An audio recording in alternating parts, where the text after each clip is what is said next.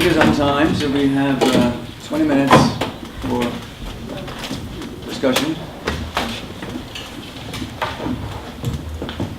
Do we have any?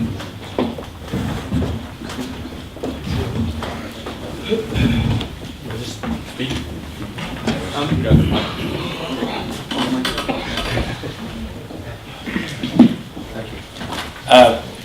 Two great talks. So one question for each presenter. For the first paper, it strikes me that there is a slight benefit to the housing market from QE, right? Just the interest cost, it seems to be, was like a plus 18%. At the wrong time in the cycle, that sounds like that could blow it up, you know, if it was very fragile. So I wonder, did you investigate that? And the second question to Antoine, really fun paper actually, but the final expression you derive, it looks a lot like the CAPM. You know, you have a risk-free rate, and you're taking away like a main term, and then you've got like a market rate. And go back one more, maybe. One more again. Yeah, that second one, M over M dot. 1 plus some stuff plus the deviation. Like, it looks a lot like a CAPM. So I wonder, is it like a post-Keynesian CAPM or something? It's just interesting. I wondered, did you have a thought, or is that just where it came from? Cheers.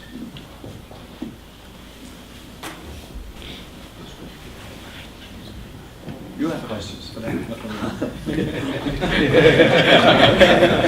That's kind of cheating, but okay. Okay. So it's a question for the Tobin's portfolio model. Does it work? Okay. So it's related to your question. How do I compare it with the Markowitz model? In the Markowitz model, there's expectations, there's variances, risk, and covariances. I mean, so covariance between the returns must be important, and also expectations. So can you somehow relate it to the Markowitz model? Okay.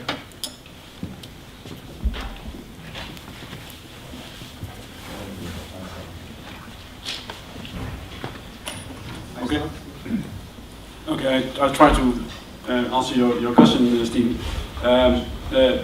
The difference in the QE model, you see that the advances from the banks are transferred to bonds, and so there is a 1% interest rate differential between the two, which causes then for the rest of the model to have some income effect, and of course also some effect on the households, etc. So that's, but you could see that that's a minor point there. It's 0.18 percentage point of the total, and the other roughly about 7 percentage points. So there's some minor fluctuation in the rest of the model because of this interest differential. Sure. I guess my point is that, totally agree with you. Okay. My point is, like, at a certain point in the cycle, in the housing cycle, that could push the whole system over into a crisis.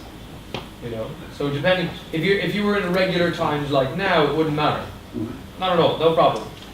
But if you're at, August 12th, 2007, and you do that, are you not implicitly giving the sector a push?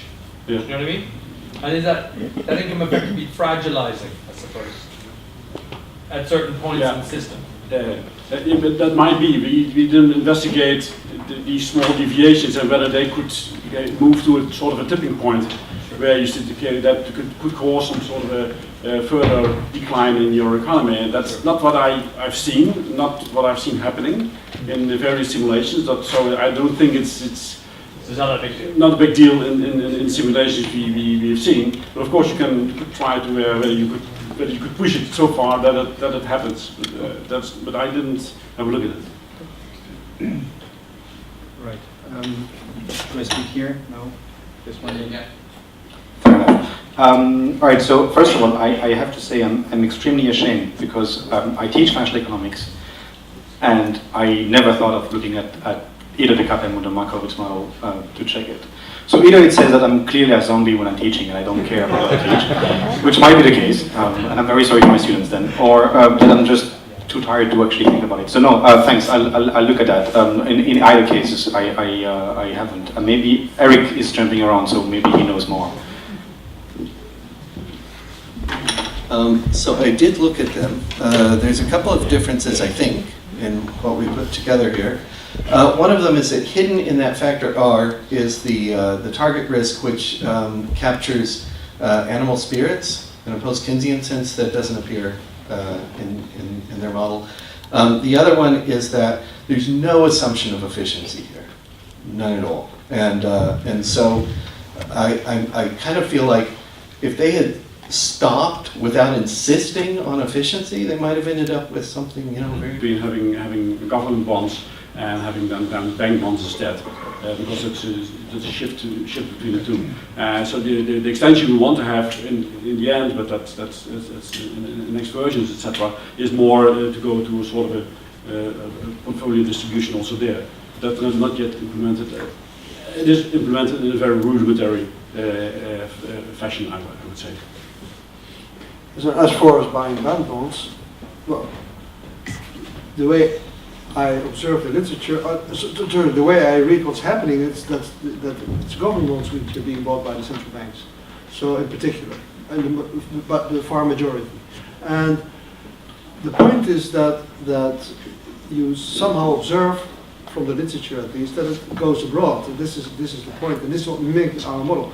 What then happens abroad with the money?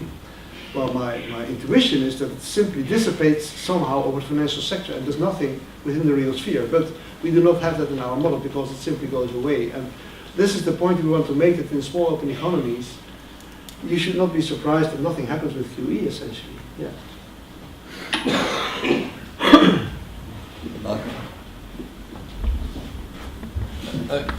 Partly to follow through on, we've just been talking on, what is the mechanism, or why is it that effectively it is the foreign sector that is selling the bonds to the central bank? What is, in a way, in the context of the Netherlands, I just, in some sense, why is that the way it's working rather than, let's say, from households? Or why is it the foreign sector is so keen, as it were?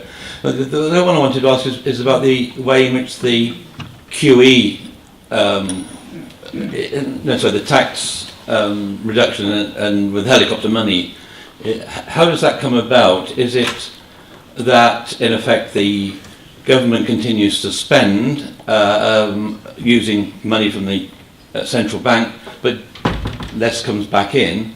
And does that, can that operate within the context of the Eurozone? And is it also that tax reduction is, or sorry, the helicopter money associated with it, is that kind of one-off, or is that a continuing, the tax is reduced in perpetuity, and so that there is money funded a deficit which continues forever and is mounting up, presumably? Well, why the foreign sector is buying the bonds? Well, what's happening, at least in the Netherlands, and maybe also, what you should realize is that the German bonds and the Dutch bonds are very wanted by foreign sectors, and also by Southern Europe, for instance. And that they buy a lot of these bonds just to be sure that they have proper bonds in a way for a reasonable price, because of QE is going on, the price of these bonds is quite fair for them. So a lot of London banks, for instance, have subsidiaries in either Germany or in the Netherlands, and use these to buy these bonds. And this is how it goes in our system also. This is what we mimic more or less in our system. So that's one part of your answer. And what you see also is that the pension funds, for instance, in the Netherlands, sit on the bonds because they are already fragile because of low interest rate and have all these claims, so they don't want to get rid of these bonds. And the banks are also have to recapitalize, so they're not very keen on selling these bonds, which I tried to show in the data. Mm-hmm. About the taxes, this is money finance, very simple. Yesterday's story essentially on this table. So because implicitly the central bank is financing these taxes, and this is an experiment for 40 years, I think. So this is what we did. This is the helicopter money we wanted to mimic. So essentially our message is that if you try to inject the money through the financial sector, you should not be surprised it dissipates. if you do more or less the same, but then do it directly to the people, then it has a real effect. This is essentially our message. Although I must admit that we don't have inflation in our system, but that's not the biggest danger which at this moment is being discussed. So. I'm wondering if you have asset price inflation in your model, because as you've shown in your graphs, both for the United States case and for the Netherlands, you've got increasing stock index. So if you have a consumption driven by wealth, as you have in your model, and a constant share of portfolio allocation, you should expect a higher financial wealth would reflect into higher asset prices, and that would increase consumption, and the effect will not be only through interest differentials. Yeah, you completely right. Sorry, you're completely right on that. Actually, in the Berlin version of our model, we had included endogenous equity prices. They were a couple of months ago. They were ruining the simulations, so I took them out, and so I made them exogenous for the moment. So for the moment, and that's still at this moment the moment. So it's, in the simulations we've done here, they are exogenous. But indeed, of course, our goal is to make them endogenous again. But they were quite sensitive to the whole model, and of course that was driving me somewhat crazy in the simulations. And so, but that's so temporary exogenous. But again, we had them endogenous before, and I want to reintroduce them again. But okay, that's maybe the next version of the model. We have time for one or two additional questions. Maybe it's time for coffee.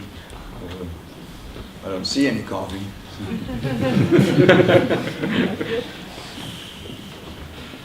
No further questions or comments? Well, then I'll thank the presenters for two very interesting papers.